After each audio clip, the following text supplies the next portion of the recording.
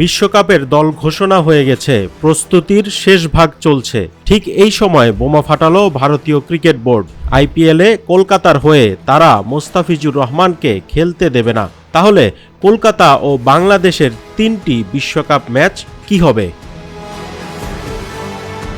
বোমার জবাবে পাল্টা বোমা ফাটিয়েছে বাংলাদেশ ক্রিকেট বোর্ডও, যে নিরাপত্তা ইস্যুকে সামনে এনে বিসিসিআই মোস্তাফিজকে বাদ দিয়েছে। বিসিবি সেই নিরাপত্তাকেই তুরুপের তাস বানিয়েছে।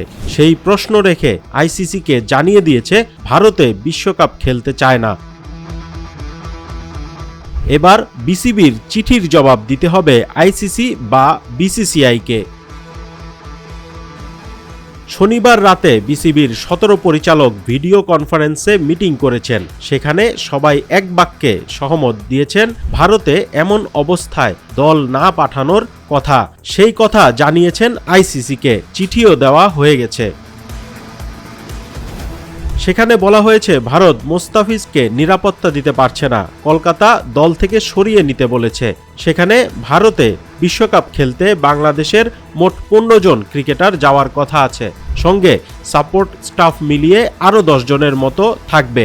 পাশাপাশি সাংবাদিক সমর্থকদেরও ভারতে যাওয়া হতে পারে। সব মিলিয়ে যেহেতু একজনের নিরাপত্তা দিতে ভারত অপারগ, সেহেতু বিরাট বাংলাদেশ থেকে যাওয়া দল বাকিদের নিরাপত্তা নিয়ে বিসিবি চিন্তিত। তাই ভারতে বিশ্বকাপ খেলতে যেতে চাইছে না বাংলাদেশ।